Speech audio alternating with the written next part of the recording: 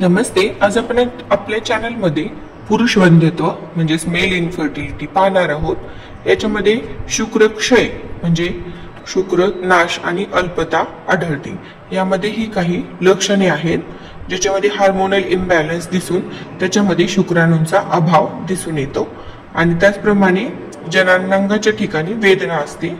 याच्यामध्ये मेनली आपण semen analysis, scrotal ultrasound, hormone test, urine analysis, genetic test किंवा trans rectal ultrasonography, sonography किंवा last testicular biopsy या test करून याच्यामध्ये पुरुष वंध्यत्व जाणू शकतो.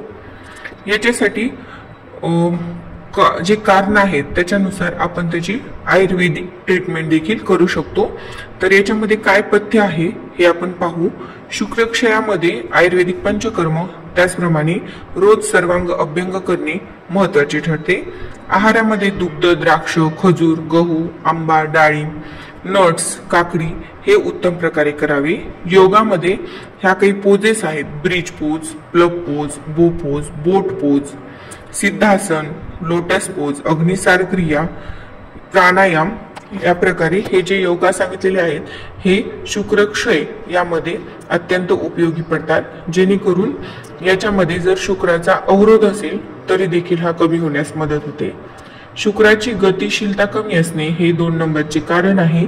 याच्यामध्येच शुक्राणूंची हालचाल देखील कमी असते, त्यामुळे ते स्त्रीबीजापर्यंत पोहोचू शकत नाही आणि गर्भधारणा होण्यास अडचणी निर्माण होतात.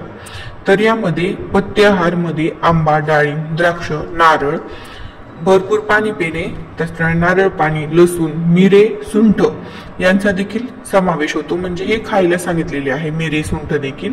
परंतु यामध्ये खाऊ नये. यामध्ये दही, दूध आणि कफकर अभिसंधी आहार सांगितलेला आहे. मद्यपान आणि धूम्रपान हे तर सर्वच शुक्रक्षयामध्ये वर्ज्य आहे. त्याचप्रमाणे शीघ्र पतन होणे हे देखील 3रे कारण आढळते. यामध्ये मात्र संतुलित आहार करणे आणि व्यायाम करणे याचा उत्तम फायदा होतो. त्याचप्रमाणे नट्स, बदाम, पालक, अंडी हे खावे. त्याचप्रमाणे कषाय रसात्मक केळी, काजू याचा उपयोग होतो. व्यायामांमध्ये किगल एक्झरसाइज याचा उपयोग होतो आणि मन शांत ठेवण्यासाठी ध्यान धारणा हे फायदेशीर ठरतात. रेट्रोग्रेड एजॅक्युलेशन हे एक कारण असते. त्यामध्ये मूत्राशयाच्या मानेवरील स्नायू घट्ट होत नाहीत, त्यामुळे शुक्राणू हे मूत्राशयात प्रवेश करतात. याच्यामध्ये आम्लरसात्मक आहार खावा. त्याचप्रमाणे उष्ण जलपान प्यावे.